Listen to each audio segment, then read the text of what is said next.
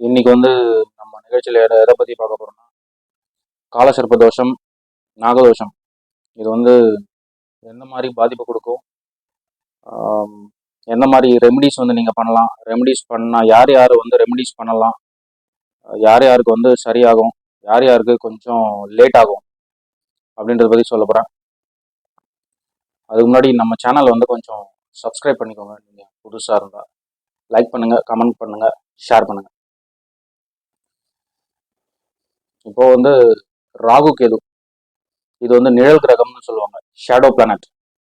So இந்த கிரகம் வந்து பூர்வ புண்ணியத்தில் நம்ம செஞ்ச பாவ புண்ணியங்களுக்கு ஏற்ற மாதிரி பலன்களை கொடுக்கறதுல ரொம்ப வல்லவர்கள் அப்படின்னு சொல்லிடலாம். பாரபட்சம், கருணை எதுவுமே காட்டாத ரெண்டு கிரகம் ராகுவும் கேதுவும். இப்போ ஃபர்ஸ்ட் இந்த காலசர்ப்ப தோஷம் அப்படின்னா என்ன? ராகு கேது இந்த ரெண்டு கிரகத்துக்கு நடுவுல எல்லா கிரகம், மற்ற 7 கிரகம் உள்ள வந்து இருக்கு அப்படின்னா அது வந்து காலசர்ப்ப தோஷம். ராகு கேதுக்கு இடையில மற்ற 7 கிரகங்கள் இருக்கு அப்படின்னா அது வந்து காலசர்ப்ப தோஷம். இப்போ வந்து முதல் வீட்டுல ராகு இருக்கு அப்படின்னா 7வது வீட்டுல கேது இருக்கும். இல்ல ஃபர்ஸ்ட் வீட்டுல வந்து ராகு கேது இருக்கு அப்படின்னா 7வது வீட்டுல ராகு இருக்கும். இந்த 7 வீட்டுக்குள்ள first house, second house, third house, fourth house, fifth house, sixth house, seventh house, இந்த 7 ஹவுசஸ்க்குள்ள எல்லா பிளானட்ஸும் வந்து மாட்டிடுச்சு அப்படின்னா வந்து அதுக்கு பேர் வந்து காலசர்ப்ப தோஷம். இந்த காலசர்ப்ப தோஷம் என்ன பண்ணும் அப்படின்னா, ஒருத்தரோட ஜாதகத்துல அவருடைய 36 இயர்ஸ் ஆஃப் ஏஜ் முடிகிற வரைக்கும் எந்த ஒரு முன்னேற்றமும் நடக்காது அவரோட வாழ்க்கையில. ஃபர்ஸ்ட் இது ஒரு அடி. எந்த ஒரு முன்னேற்றமும் நடக்காது, தொழிலும் சரியா அமையாது, அவருக்கு வந்து யாரும் உதவியும் பண்ண மாட்டாங்க. அந்த மாதிரி சுச்சுவேஷன்ஸ் வந்து உருவாயிடும். ஃபுல்லா திருமண வாழ்க்கை வந்து திருமணமே வந்து 36 இயர்ஸுக்குள்ள பண்ணாங்க அப்படின்னா அது வந்து ரொம்ப பெரிய ரிஸ்கா அமைஞ்சிடும், பிரிவினை உண்டாயிடும். அதாவது வந்து 18 வருஷத்துக்கு ஒரு முறை வந்து ராகு கேது வந்து ஒரு ரவுண்டு வரும். அதாவது பிறப்பு ஜாதகத்துல எங்க இருக்கோ அது வந்து கோச்சாரத்துல ராகு கேது வந்து சுத்தி வரும் இல்லைங்களா. 18 இயர்ஸ் ஒன்ஸ் வந்து பிறப்பு ஜாதகத்தை இருக்க ராகு கேது வந்து கோச்சார ராகு கேது வந்து தொடும். ஸோ ஃபர்ஸ்ட் ரவுண்டு 18 இயர்ஸ் ஆயிரும், நெக்ஸ்ட் வந்து 36 years. So 2 round Rahu Ketu முடிக்கிற வரைக்கும் அவங்க வந்து எந்த ஒரு முன்னேற்றமும் பார்க்க முடியாது வாழ்க்கையில. ஸோ இதுக்கு வந்து எந்த மாதிரி ரெமெடிஸ் பண்ணலாம் அப்படின்னா, ராகு கேதுவை வந்து சாந்தி பரிகாரம் பண்ணணும், நீங்க நாக பிரதிஷ்டை பண்ணணும். இப்போ நார்மலா ஒரு 2 அமைப்பு இருக்கு. 4-10 ராகு கேது, அதே மாதிரி 5-11 ராகு கேது. இது வந்து ரொம்ப டஃப்பான ஒரு லைஃப் அமைச்சிரும். எந்த ஒரு சுச்சுவேஷனுமே எவ்வளவு முயற்சி பண்ணாலும் எதுவுமே நடக்காத சுச்சுவேஷன் உருவாயிடும். அதாவது வந்து வீட்டுல சும்மாவே இருக்குது அந்த மாதிரி சுச்சுவேஷன் வந்து உருவாயிடும். இவங்க வந்து பரிகாரம் பண்ணலாம், நாகப்பிரதிஷ்டை பண்ணலாம், ஆனா ஓரளவுக்கு வந்து அது சரியாகும்னு சொல்லலாம். இவங்களுக்கு பாத்தீங்கன்னா பெஸ்ட் ரெமெடி, ஒரே ஒரு ரெமெடி என்ன அப்படின்னா, கங்கையில வந்து நீராடிட்டு சிவ தரிசனம் பண்ணணும். காசிக்கு போயிட்டு வந்தா அவங்களுக்கு வந்து ஒரு நல்ல ரிசல்ட்ஸ் கிடைக்கக்கூடிய சுச்சுவேஷன் வந்து உருவாகும்.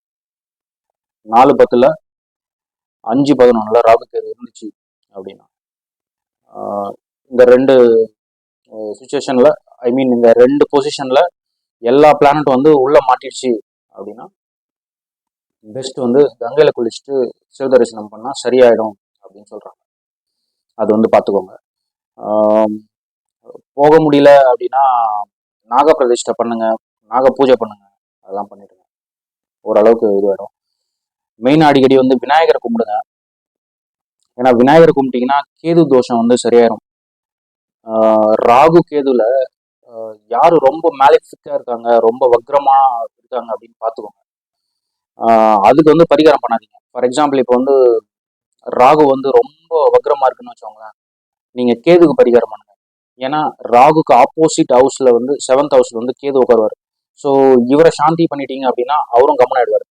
இதுதான் வந்து சூட்சமம். சூட்சமா நீங்க பரிகாரம் பண்றது, அது மட்டும் பார்த்துக்கோங்க. இது வந்து கால சர்ப்ப தோஷம். எல்லா எல்லா கிரகமும் வந்து ராகு கேதுக்குள்ள அடங்கிடுச்சு அப்படின்னா அது வந்து கால சர்ப்ப தோஷம். இதுவே நாகதோஷம் என்ன அப்படின்னா, இது வந்து மெயினா வந்து திருமண வாழ்க்கையை பாதிச்சிருங்க. 1-7ல ராகு கேது இருந்தால், 2-8ல ராகு கேது இருந்தால் இது வந்து நாகதோஷம்னு சொல்றோம். ஆனா எந்த தோஷமா இருந்தாலும், நாகதோஷமா இருந்தாலும் சரி, காலசர்ப்ப தோஷமா இருந்தாலும் சரி, ராகு கேது தான் வந்து பாதிப்பு கொடுக்க போகுது. ஸோ நாகதோஷம் அப்படின்னு எடுத்துக்கிட்டீங்கன்னா திருமண வாழ்க்கையை வந்து ரொம்ப சிரமமாயிடும். இதுக்கு வந்து நீங்க வந்து பொருத்தம் வந்து கரெக்டா பாருங்க. பொருத்தம் எப்படி பாக்குறது அப்படின்னா, இப்போ 1-7ல ராகு கேது ஒருத்தர் ஆண் ஜாதகத்துல இருக்குன்னு வச்சுக்கோங்க. 1ல ராகு, 7ல கேது ஆண் ஜாதகத்துல இருக்கு அப்படின்ற பட்சத்துல பெண் ஜாதகத்தை நீங்க எப்படி இணைக்கணும் அப்படின்னா, 1ல கேது 7ல ராகு அந்த மாதிரி இருக்கணும். அந்த மாதிரி நீங்க வந்து அட்டாச் பண்ணீங்க அப்படின்னா அவங்களுக்கு வந்து வாழ்க்கை ரொம்ப சிறப்பா இருக்கும். நீங்க இயர்லி மேரேஜ் பண்ணீங்க அப்படின்னா கூட ஓரளவுக்கு செட் ஆயிரும். அதை விட்டுட்டு நீங்க வேற மாதிரி சரியா மேட்சிங் பார்க்காம வெறும் 10 பொருத்தம் மட்டும் பார்த்து பண்ணீங்க அப்படின்னா அது வந்து கொஞ்சம் லைஃப் ரிஸ்கா தாங்க ஆயிரும். ராகு கேது கிட்ட ரொம்ப ரொம்ப நீங்க கவனம் வந்து தேவை. ஏன்னா அது வந்து சர்ப்ப கிரகம்னு சொல்லுவாங்க. பாரபட்சம் பார்க்காம முன் ஜென்ம கர்ம வினைகளோட பயனை வந்து கொடுக்குறது. இது வந்து எதனால உருவாகுது அப்படின்னா, கன்னி பெண்களை வந்து ஏமாத்துறாங்க இல்லைங்களா, அவங்கள வந்து காதல் செஞ்சு கைவிட்டுறது அவங்களோட சாபத்துக்குள்ள அவருக்கு. அது வந்து அதனாலதான் உருவாகுது. மெயினா இந்த சுக்கிரன் ராகு இருக்கும் ஒருத்தருக்கு, அது வந்து ஃபுல் கன்னி சாபம், பெண் சாபம் அந்த மாதிரி பண்றது. அதே மாதிரி பெண்களை வந்து மனசை நோகடிக்கிறது. ராகு யார் அப்படின்னா விடோஸ், அவங்களை குறிக்கிற கிரகம். விடோஸ் வந்து டார்ச்சர் பண்றது, அபியூஸ் பண்றது தவறான விஷயங்கள்ல. இதனால்தான் இந்த மாதிரி தோஷங்கள் உருவாகும். அதே மாதிரி பாம்பை வந்து அடிச்சு கொன்னுறது, அந்த தப்பை மட்டும் எப்பவுமே பண்ணாதீங்க. ஏன்னா வந்து